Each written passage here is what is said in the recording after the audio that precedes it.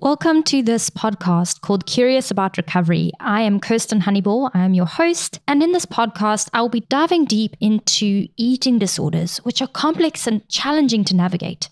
So whether you're a sufferer, a professional, a family or loved one of a sufferer, you can join me as I get curious by interviewing professionals, chatting to eating disorder survivors, and sharing my personal experience with an eating disorder so that you can better understand various perspectives, remove stigma, hear inspiring testimonies, and simply get curious about all things eating disorder related. I would like to put out a trigger warning. These episodes explore the topic of eating disorders, and some content may be triggering to listeners. Topics explored may mention, but are not limited to, trauma, diets, food and body types, suicide, mental illness, substance use, self-harm, violence, gender identification topics, and more. Please take care before listening to any episodes. It's important to note that this podcast is not aimed to diagnose, treat, or cure any form of mental illness and should not be seen as a replacement for treatment of eating disorders. Everything said here is expressed in relation to personal and professional opinions, and listeners should be encouraged to view these episodes as an open-minded exploration of various possibilities and perspective rather than hard facts and solutions. Please take what applies or resonates with you and leave the rest. And if you're struggling with an eating disorder, don't hesitate to reach out to me at kirsten@kirstenhoneyball.co.za.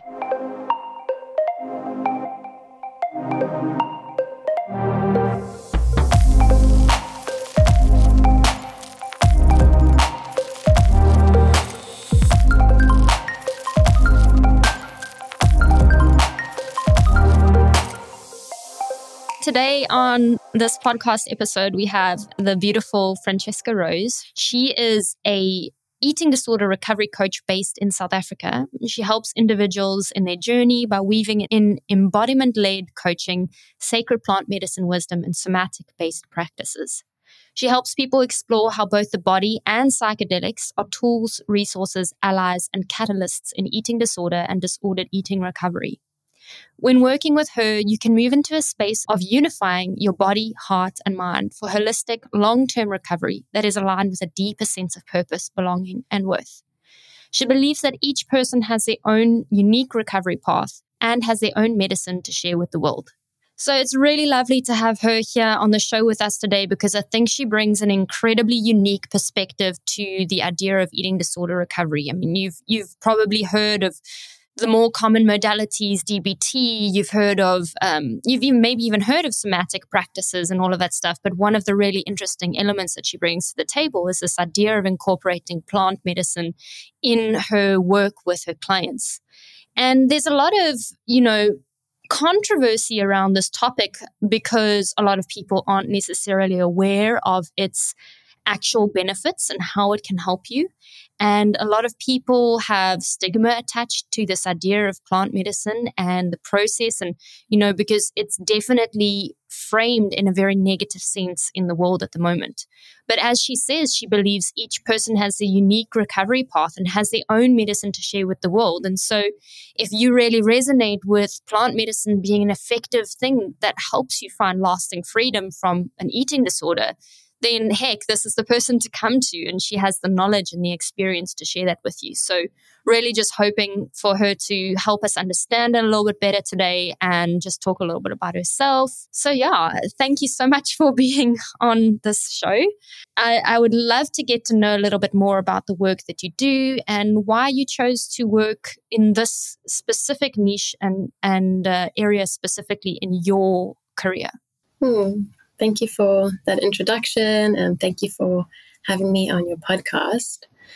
So how I found myself here was really just by my own life path and my own journey.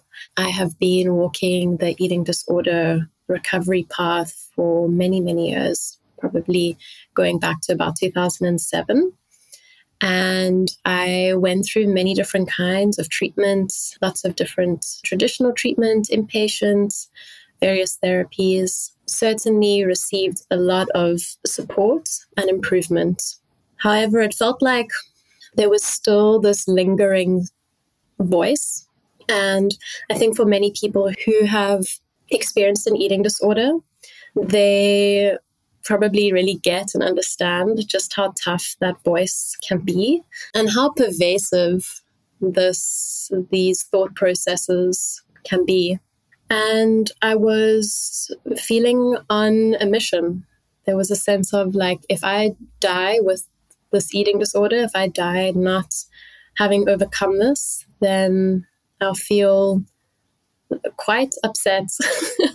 Upset doesn't feel like the right word to say, but a sense of like it is possible to recover, despite what a lot of research tells us, that it has one of the lowest recovery rates and the highest mortality rates. And I wanted to go against that. And so I found myself quite organically, not really through kind of a conscious search, but found myself in the world of plant medicine and found myself being exposed to more somatic-based approaches to being and healing, not necessarily within the eating disorder space, but I was seeing how when working with plant medicine and when engaging in somatic-based practices, that it was impacting and bringing up stuff from my eating disorder.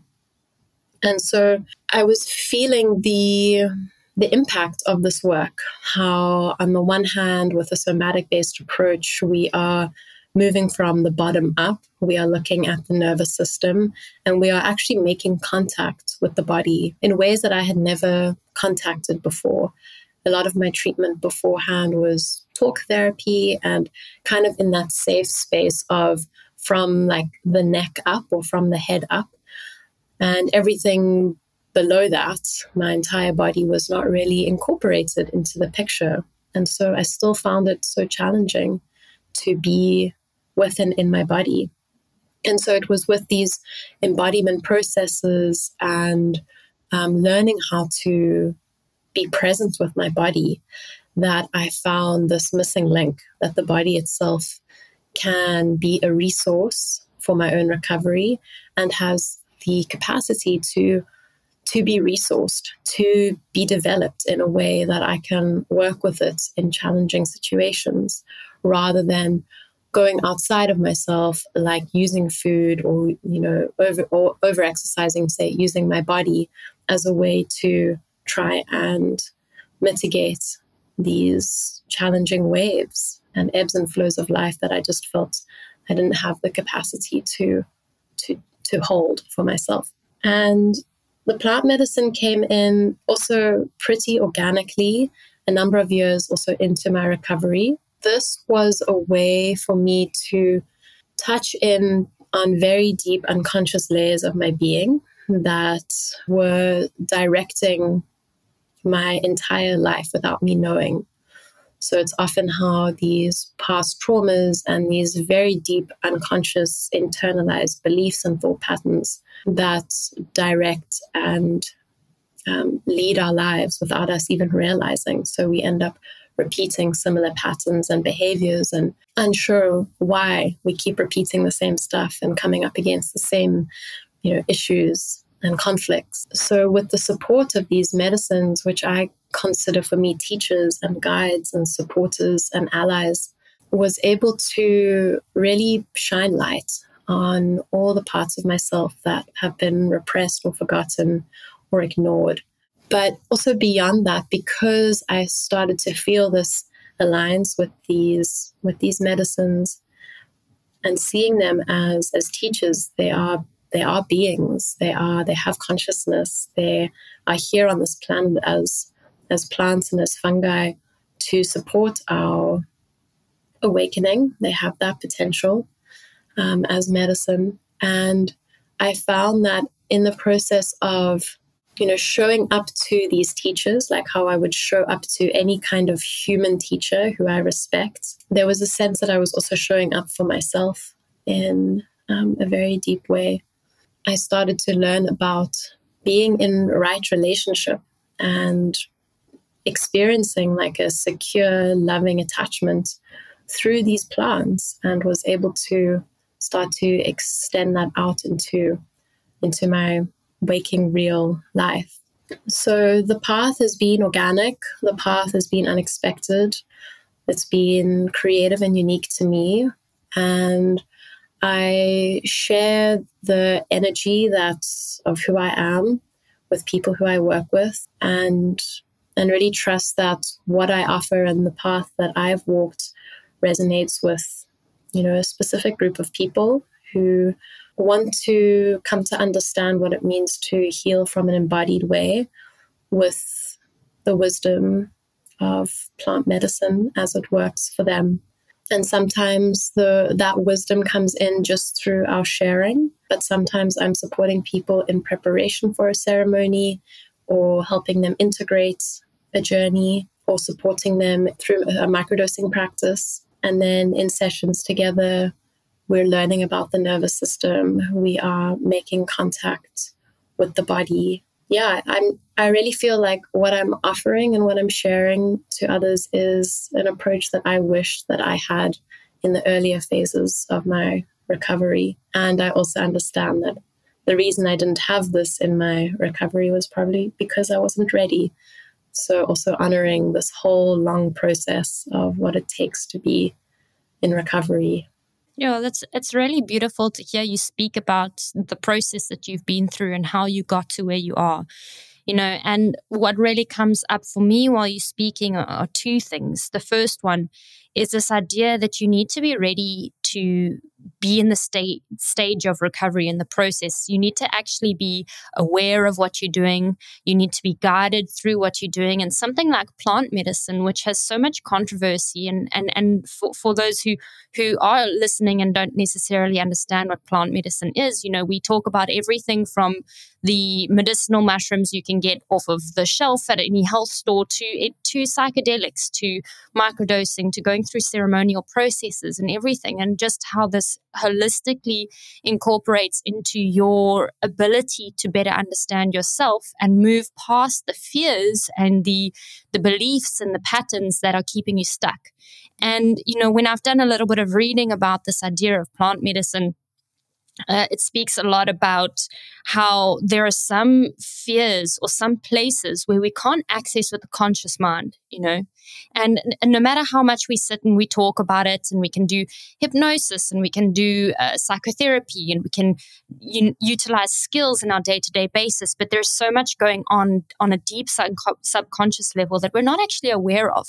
And these things might actually be keeping us stuck. And the ability to move into a safe space with psychedelics, it opens up the ability to move past these places of fear, move past these places of judgment, where we get stuck and we kind of find a door that gets closed that we can't get past, So maybe talk to me a little bit about this process of using psychedelics as a method for helping a person recover from an eating disorder, and how you walk them through this process. Like, what do the ceremonies look like? How do you prepare them? What is a safe way to approach this? In contrast to what a lot of people see psychedelics as, is just another escape and another reason to not deal with their problems and to not really integrate who they are on a fundamental level. Yeah, beautiful question. And the first thing that comes to mind is this idea of intention setting. So we can engage, we can, take a magic mushroom, we can take psilocybin at a festival and we can have a great time, or we can create a container that is specifically for healing. And so depending on how we want to, use these as tools, incorporate these plants as allies, is, we have that capacity to decide the container and the space that we want to journey in. And depending on the container that we create, really will impact the journey and the insights that we have. If you think of a festival, for example, and recreational use of psychedelics, it's an open space. There are often a lot of different people. There may be other kinds of substances that are going on. It's a container that is very open. And so the amount of safety to go within is less so than if you are in a closed space, like maybe even your own room or a ceremonial room that has been specifically created. And in that space, it's a contained place where it often feels very safe, so that there's deeper healing that can take place. It's like you can have a talk session with your therapist on the dance floor at a festival, or you could have it in a room, and like the type of like insight that comes through and the conversation that you'll have will be very different. How it looks, I would just like to say that starting off, and what is key is preparation. Before you even walk into a ceremony or into a journey with whatever plant that you feel called, and that's a whole nother conversation. It's like, what's psychedelic for eating disorders, or what's psychedelic for healing?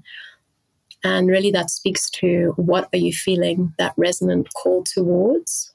What are you feeling most drawn towards at this time, whether it would be mushrooms or ayahuasca or iboga or MDMA, even something like a cacao ceremony.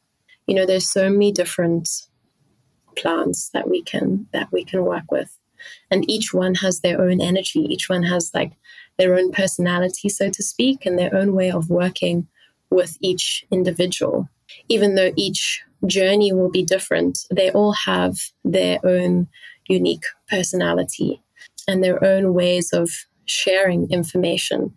And so what you are feeling called towards often is speaking to something within you, a type of energy that you are needing within yourself. If we think about, again, going to a therapist or a coach, we are drawn to a specific coach because of their energy, because of their way of working with us. And it's the same with these plants. We feel a call to a certain plant. Maybe we've done some research. Hopefully we've done some research. Checking if there are any contraindications, if you're on other kinds of medication.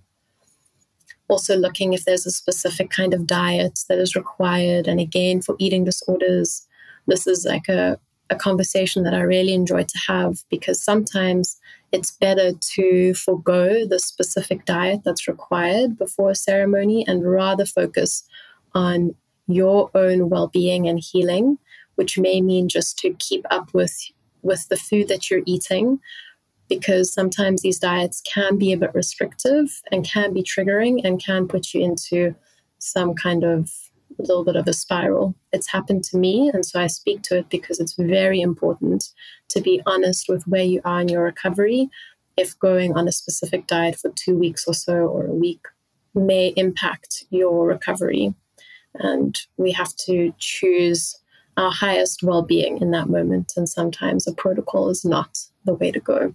So there's a whole bunch of preparation. And I would say what I'm most passionate about is the somatic work and these embodiment practices, because it's our body that gets us through a journey.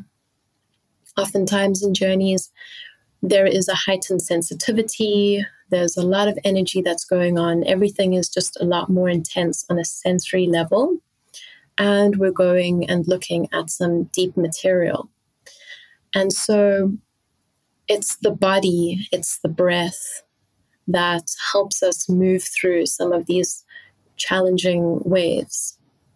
And so as part of preparation, learning how to track the body and the sensations, learning how to resource the body in those more challenging moments as we go deeper into the depths, or as the energy really starts to rise. How can we ground and regulate and balance and consolidate ourselves in those moments? And so in the sessions leading up to a journey, we can practice many different embodiment processes to help us become more deeply integrated with our own body, so that in the journey, it's almost like muscle memory as to what to do in moments of challenge as we're navigating the waves, rather than, maybe becoming overwhelmed at what is happening or becoming frightened. It's like we can use a long exhale, for example. We could use some self-touch. We can engage in our senses. We can have a greater awareness of what is going on inside our bodies tracking the sensations and becoming aware of like, all right, my body, I am becoming more activated in this moment. What can I do just to settle myself a little bit more? How can I gather the energy and direct it in a more grounded way? That would be part of the preparation, as well as becoming clear on your intentions, because an intention is it's energy that is kind of spotlighted energy that works a bit ahead of time. An intention is a few steps ahead in the future, and it gathers all of the pieces together in each present moment, and it will land. The intention will land and manifest at some point in the future somewhere. We don't always know. But what an intention does is that it supports the focus of the energy. It reminds us why we are here and is a message to the medicine of why we are sitting, why we are journeying. And it's just, it's a way to hone in and focus. So becoming clear on intentions, making contact with the body, and setting yourself up for a safe journey. Really doing the research into where you'll be journeying and who you'll be journeying with, and making the time to really do the research and connect with the space that you're going to be journeying in. Because the safer that we feel with the group that we're with, or the facilitator that we're with, or the deeper we can go. A strong container that feels safe means that deeper vulnerability can come through and healing can come through. I would really recommend that you and the facilitator meet up beforehand in person. Have a conversation, whether it's in person or online. Really make that time. If you can spend a few days with them beforehand, that's even better. Really focus on co-creating a solid container. And that is both on your part, but also the facilitator, their commitment to supporting you in your healing. And then I would like to just speak to, what happens after a ceremony. There are many different things that we can do to cushion and nourish the conditions after what can feel like a really big adventure, a really big journey. And so ensuring that as part of your preparation, that all of the admin of figuring out where you need to go, where you're going to be spending those few days after the journey is all organized. In the preparation, you've also communicated with somebody that this is what you're going to do as part of just safety and holding. So there's a bit of admin that needs to be done in the preparation so that as soon as the journey ends, you just know where to go and you land in a very soft space, almost like a retreat space that you've created for yourself for some time to integrate the experience. And then the ongoing integration is a whole nother story, but that's really where the ceremony begins. And for people with eating disorders, it's an ongoing process. In the journey, there may be some things that come up as to how the eating disorder developed or where it's showing up. And the plants can help create a blank slate, a fresh start. So when you come out of those journeys, you're like a newborn baby. And so really tending to yourself in very gentle and soft ways is so important. And then the work is to really tend to those new conditions, to tend to the new soil, to keep nurturing the new seeds. And that is an ongoing process. But now you have been armed with new insights and a new understanding that maybe makes it, and I believe makes it easier to keep walking this road of recovery. I think it's so interesting how you've incorporated the process from days or weeks even before you go into any kind of plant medicine ceremony, the things you need to prepare, the intentions you need to set, what the ceremony would then entail, and then the after effect. Because I think a lot of the time what people can do is they can hear about plant medicine and they don't do it in a safe space. They don't do it with a facilitator. They don't do it where they're guided by someone and they just go, oh, okay, cool, I'm going to go for a weekend to do this thing and then come back to normal life and be fixed forever, And I think that's where a lot of people get it wrong, is that they don't understand and kind of cherish and nurture the entire process from beginning to end. And that's where you would step in as a facilitator and as a coach to help them deal with the emotions that come up, the things that they find in that space, the things that they struggle with afterwards. And then also kind of that maintenance program that happens afterwards. So what do we need to put in place? Do we need to now go into some kind of maintenance program? Do we do this more than once? Is it more intense, or do we need a more gentle approach? And so it's a really important thing for anyone who's considering plant medicine as an effective treatment for any mental health or healing journey, is that you have to respect the space. You have to know that this isn't just a quick fix. It's not a joyride, and it's not something that is just going to magically wave a wand and everything in your life is going to fall into place. And that's actually a sacred process. So the one thing that really stood out for me was this idea of feeling called to a certain ingredient or plant medicine. So, one of the things that you talk about in the work that you do is this idea of recovering a person's intuition as the most important and fundamental element of their healing space and their healing journey. So how would a person who has no idea of what their intuition is saying, what they need, who they are, anything, how would they know what's called to them if they aren't in that space of being able to connect on that level? How do you guide a person like that? I love this question. I love speaking about intuition because my own journey with it, especially when I was very deep in my eating disorder, there was a sense that I was like, I don't have any intuition. It's a gift that everybody else has but me. Like, what is this thing? Everybody can just feel something or resonate with something. And I just feel nothing. I just feel numb. And so there was, for a long time, this story that I told myself that it was something that everybody had but me. And part of my recovery has resulted in me coming to realize that we all have a sense of intuition. And it's part of our ability to move through life, to stay safe and to move away from danger. On a very fundamental level, our intuition brings us closer to safety and away from danger. So if we think about our gut, I just had that gut feeling that that space was just not cool. And so I left. Or I had this gut feeling that this person was just not okay. And I stayed. And then all of this happened. And I wish I listened to it. Why didn't I listen to it?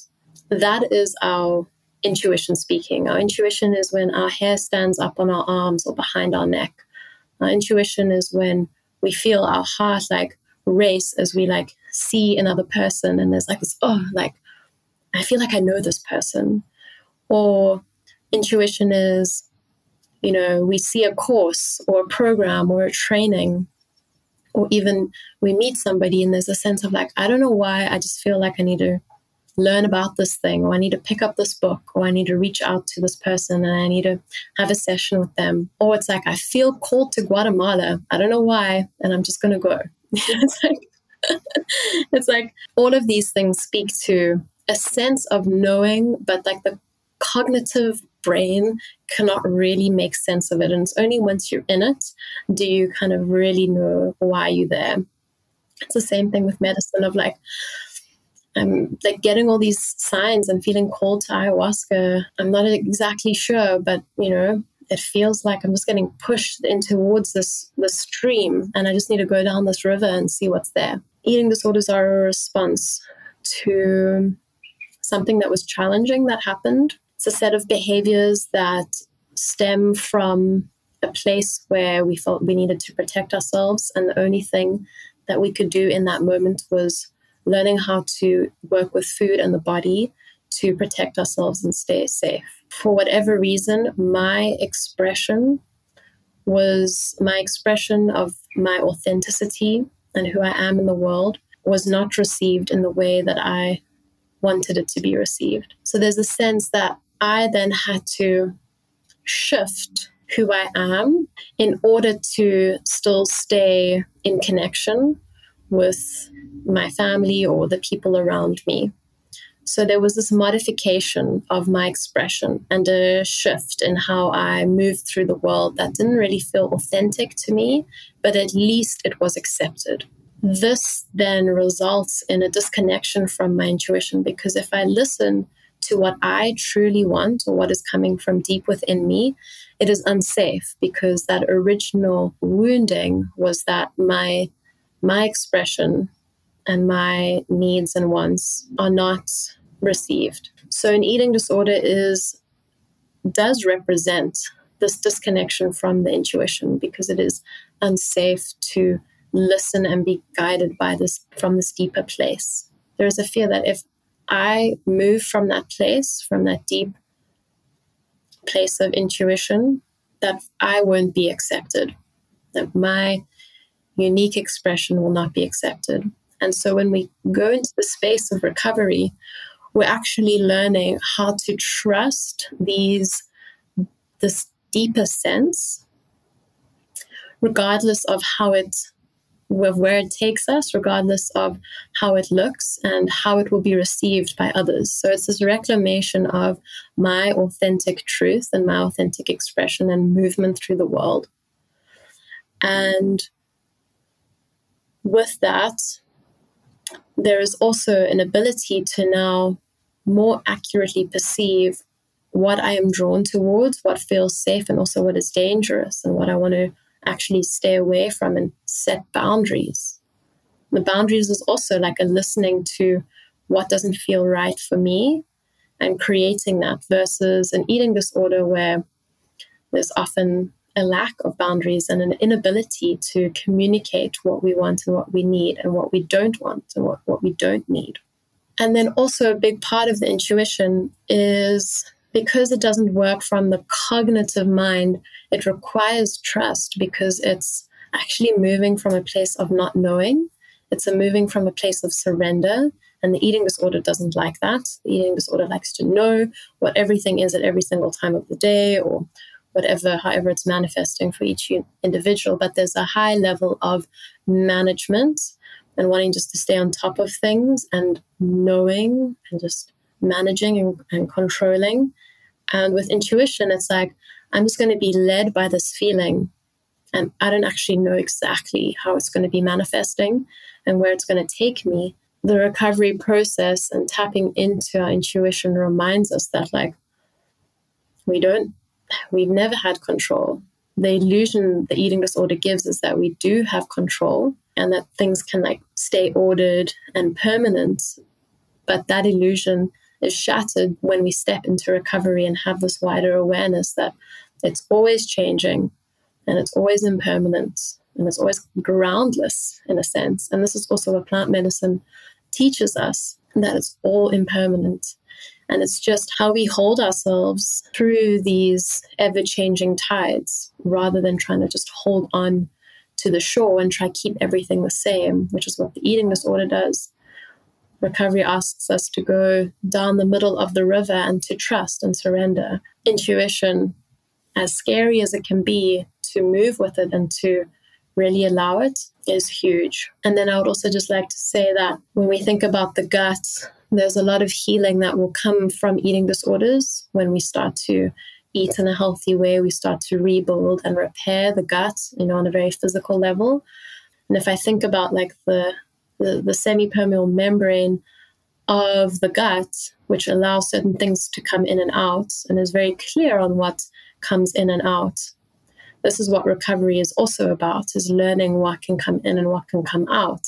But if there's a tear in the gut lining, which is leaky gut, then that means that food particles go into the bloodstream and there's inflammation and a whole lot of things that come from leaky gut. And so being in recovery is actually also learning how to seal those tears and those holes where the boundaries have been ruptured, where the traumas have not been resolved, so that we create a strong container for ourselves to really hold ourselves in times of change and in times of challenge and in times of pleasure, and to allow the good things, the goodness, love, connection to actually come in and to be held in that container, rather than it's just like seeping out of the holes in the container. So I like to think about healing of the gut as also directly connected to being in recovery. I love the fact that you used this idea of a semi-permeable membrane and it having tears, and how the physical tear in the gut, so the leaky gut syndrome, can be a metaphorical representation of our psychological tears, our lack of ability to know what to let in, what to keep out, and to have that flow that's actually in a space where we're thriving. And, you spoke about boundaries, and what I've often experienced is that people with eating disorders have very sensitive natures. And a lot of the time we've been conditioned, brought up in families and societies, anything like that condition us to believe that sensitive nature is either weak or not allowed or too much. And so we either then open the floodgates too much, and we go into like maybe a really difficult ability to know when to say no, or to know when to stop, or to know when to create balance or peace in our lives, or we go into this complete shutdown because of this. There's something out there telling us that our permeability, our semi-permeability is not correct or is not accepted by the people around us, and this idea of recovering intuition is also so important. And I love the way you explained is that the intuition is the ability to know when something is good for you and when something is not good for you. And the amazing thing is, like, we talk about things like intuitive eating and intuitive decision making and all of that. And a lot of the time we think there should be rules, whereas one day having the chocolate might be the best thing you can do for your intuition, and the next day it might not be, So to be able to know and honor what you're really feeling in your gut on a food sense, and then on a psychological sense as well. The thing that really kind of comes up for me, though, and this is maybe more of a personal thing, is this fear of trusting the process that I've experienced, not only with elements like plant medicine, but just anything, trusting the fact that my body fluctuates and it's not permanent, trusting the fact that, if I don't exercise today, it's not the end of the world, and really just trusting my body and seeing myself beyond what I am experiencing my body, but recognizing that what I'm experiencing my body is vital to my connection with myself. The thing that really comes up for me is that when people are thinking about using plant medicine as an effective treatment for eating disorder recovery, and they perhaps have a history of addiction, right? And this is where I see a lot of people struggle, because someone who is not guided in the right way, who has a history of substance use disorder,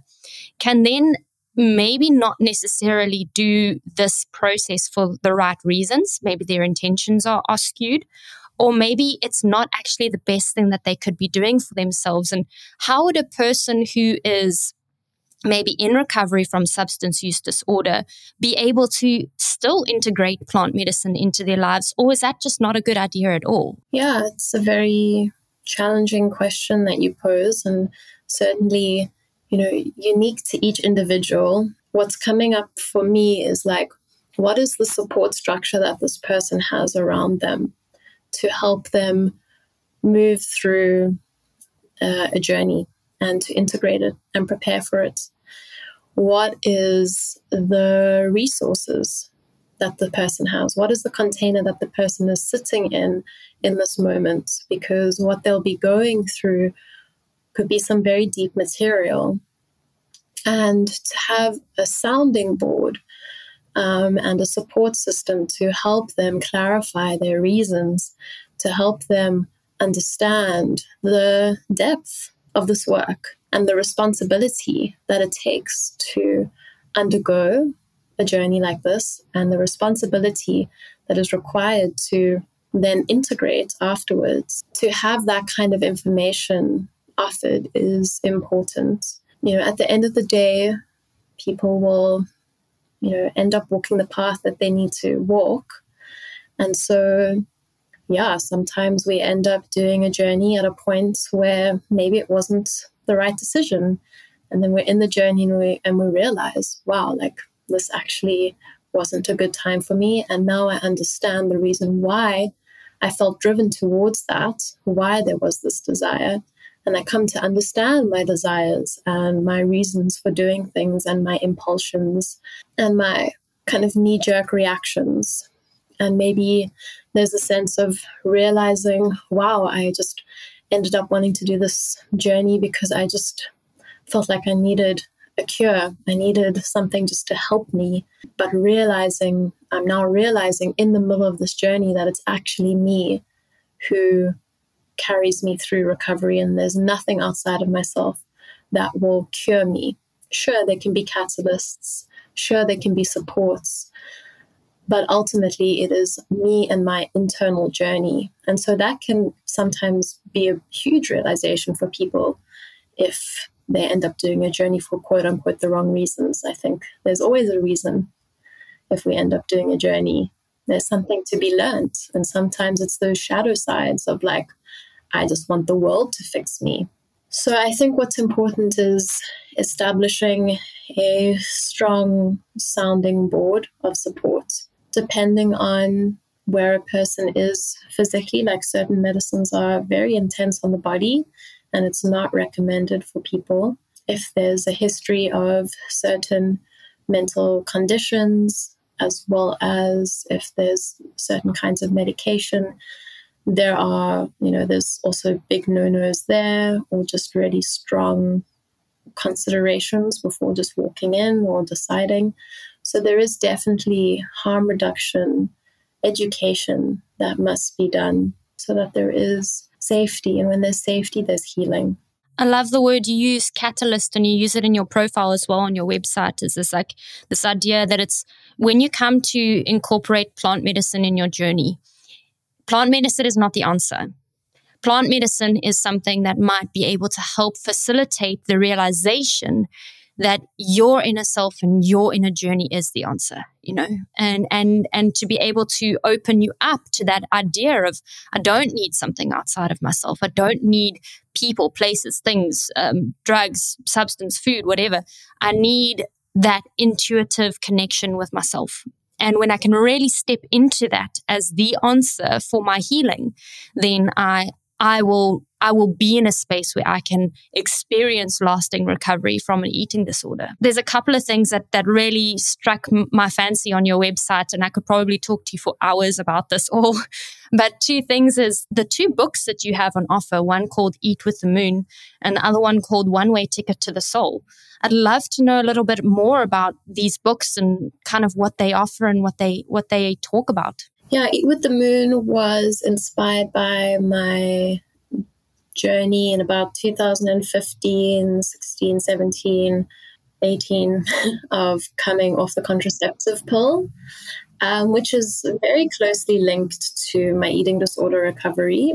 I went on the pill to help me with some acne, and then at the same time, it was very convenient because I was getting a menstrual cycle from the pill, but I knew that I was also underweight. So whilst I'd come quite far in my recovery at that point, there was definitely some things that were going on that were not fully resolved. And I think around that time, there was almost like a second relapse in a way that was happening. And I'm just highlighting this because the recovery path is so cyclical. There's so many different spirals. It's not linear. We can be walking the recovery path for years and something can happen and we're in the same old behaviors, just trying to get through.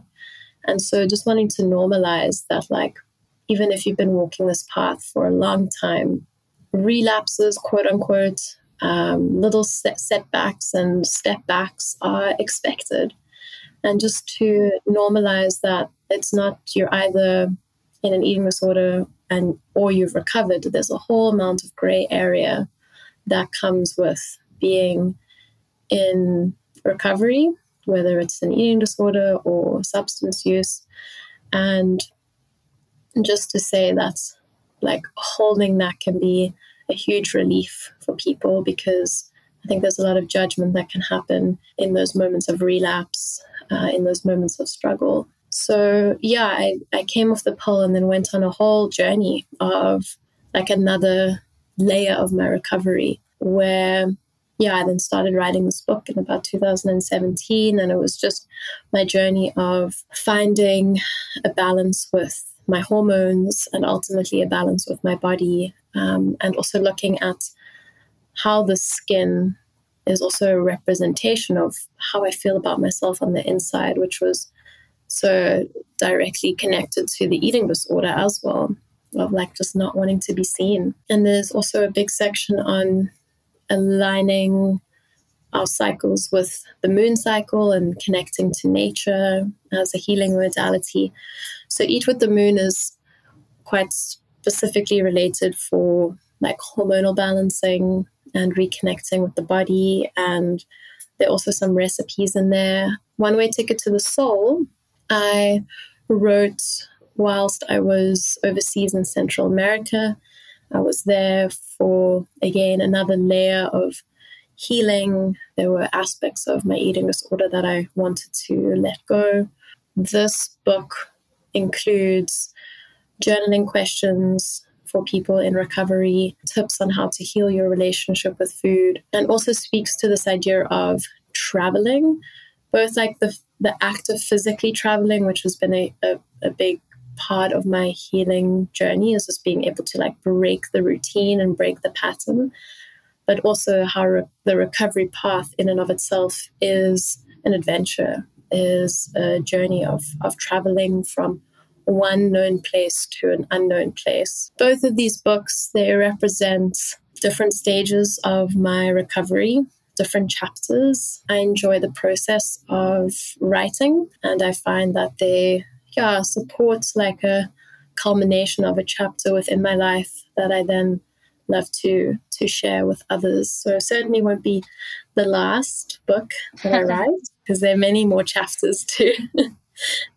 be uncovered and processed. Yeah, these are such beautiful, and it's so funny how it resonates, because I was literally talking to a colleague the other day about this connection to hormonal contraceptive pill and how it can affect the eating disorder. And I'm so curious to digging deeper into that process. And, it connects with three things that came up for me. The first was this fact that I have personally recognized when I have been on the contraceptive pill because of my endometriosis, I have seen a direct response in my ability to manage anxiety around food in my body. It severely gets diminished, And then this other thing of like eating with the moon, connecting with the cycles. I often joke with my partner about how, like, in an ideal world, I would sit and have conversations with the moon on a nightly basis. And this is what my soul calls to. But then it comes into this idea again, is we're so scared of just stepping into that truth, of just going like,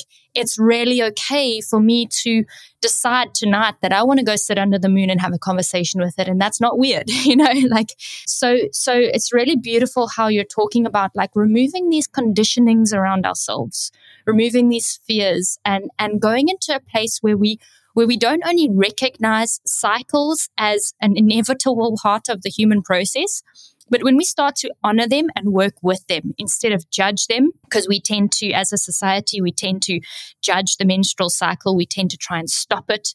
We tend to try and control it. And actually just stepping into that space where we go, how can I work with this thing that's supposed to be natural?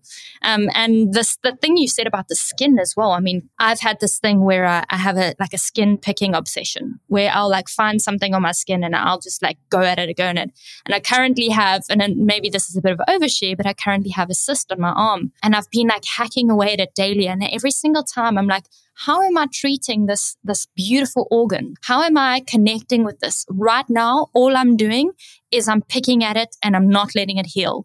And I'm thinking about how that reflects into areas of my life that I'm not allowing space and time to heal, that I'm trying to like fixate on, So lovely that you brought in the skin there as well. And this idea of connecting with movement, connecting with the soul, connecting with cycles. And I'm definitely going to be getting your Eat with the Moon book, because I think it's something that I need to also integrate into my personal life. And I think confirming these ideas that I don't think I should be on a contraceptive pill, and what are the alternatives to balancing hormones? And how does this play in my relationship to food in my body and my ability to integrate and work with cycles? So really, really wonderful. I would really love to know two things. The one is, you have a moment here to share one of your greatest insights, one of your greatest messages, or something that really, really just resonated for you in your personal journey, to encourage people who are walking a path of eating disorder recovery wherever they're at. So what is that message that you'd like to share with people? Fantastic. So many things come to mind, but I think I'll share what's also like resonating for me in my own personal life and where I'm at in my own journey, is that an eating disorder is a representation of how intimate we can be with life. And recovery is this path of learning how to be present and close with all of life, to really receive and to embrace life as it is, and obviously then ourselves as we are. Recovery is about presence. It's about connection. It's about being intimate with each moment. And so I would just like to leave that as maybe a thought, something to ponder of like, where can you embrace life more? Where can you receive from life more? Whether it be around food or towards your body, in connection with people in your life, whether it's being in nature and how you engage with the world around you. How can you let life in more deeply? Because when I think about food and eating disorders, there's a sense of like, either that I don't even let the food in, like a restriction, or I let the food in and then it needs to come out, whether it's through the act of purging or if it's through the act of exercising, or, it's like anything that comes in too close has to come out or cannot come too close. And even things like, say, binging, there's a sense of I have to eat so much that I can't feel the closeness of life. So either way, I feel like this recovery path is allowing ourselves to strip down all the layers and the armor that keep us separate from life. And how can we be more how can we allow ourselves to fall into that nest, into that web of life?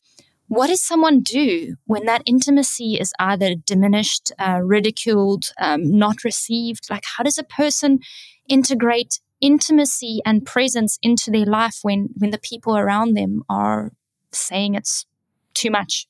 Yeah, and what you bring up is certainly a complicated variable in the sense that the environment is and the people are not receiving who we are. It's a lot easier to start to practice that intimacy and that presence when we have a safe group of people who are, really here for our process and understand what we're going through. It makes it a lot easier. And so what to do when it's like the environment feels so abrasive?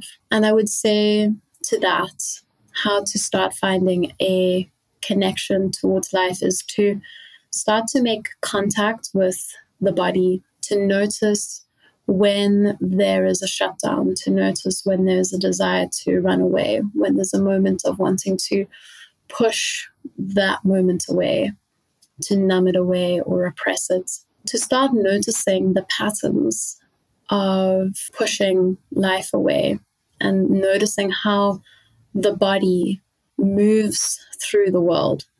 How do we hold ourselves in the world? How do we walk through and move through life? Start mapping out your energetic signature, your frequency in this moment.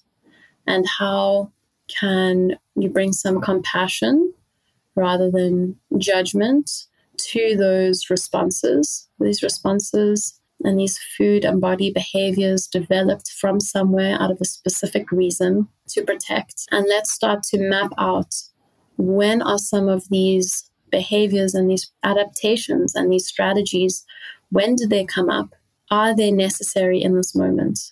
Sometimes it's like, it's not necessary. I don't have to be, say, restricting right now. Starting to notice when they're not necessary.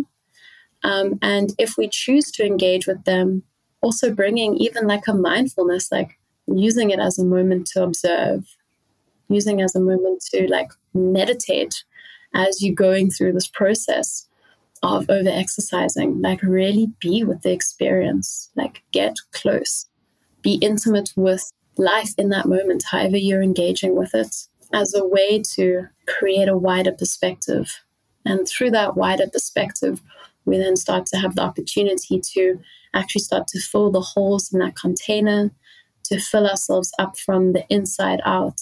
And then that even starts to then change the environment that is around us. And so I would say it's a process of inviting more awareness. Yeah, I could sit here and literally talk to you for hours because you have so much insight and so much wisdom and so much to teach people about this process, not only with eating disorders, but just in being human, And so, for those of us who are desperate to find out more about the work that you do and the things that you have to offer, maybe you could just let me know, how can we find you? How can we contact you? And do you have anything coming up or that you're working on personally or professionally? Always working on things personally. But yeah, I can be found both on Instagram and my website at francescaeatsroses.com or at Francesca Eats Roses on Instagram. I'm also on Facebook, but Instagram and my website are best. I offer one-on-one work with people in South Africa and around the world, so in person and online. And then I also offer a monthly group. It's an hour and a half. We meet once a month.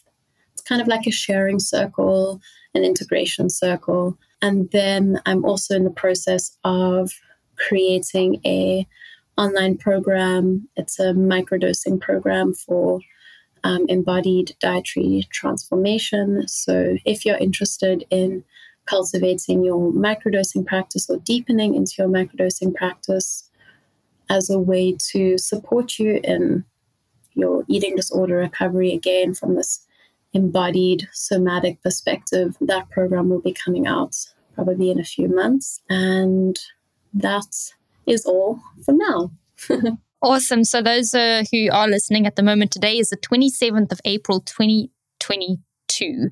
So if we are going to be releasing this podcast episode in a few months' time, you probably find it's going to be quite in line with Francesca's microdosing course coming out. I would love for you to share that with me so that I can share it with listeners. When it is happening, I can share it on social media and people can really just drop into that if that's resonating for them. So with that, I would love to say thank you so much for your incredible insight. And I'm sure anyone who is considering the process and journey of plant medicine in the healing journey will have got a lot out of this and now at least have some place or some ground to start working up from. So thank you so much. And I really appreciate you. I appreciate you. Thank you for having me. Thank you so much for listening to today's podcast.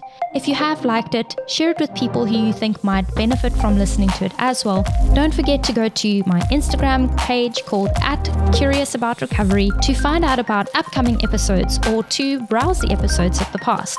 You can also follow my page called @KirstenHoneyball, where you can get inspiration for your eating disorder recovery.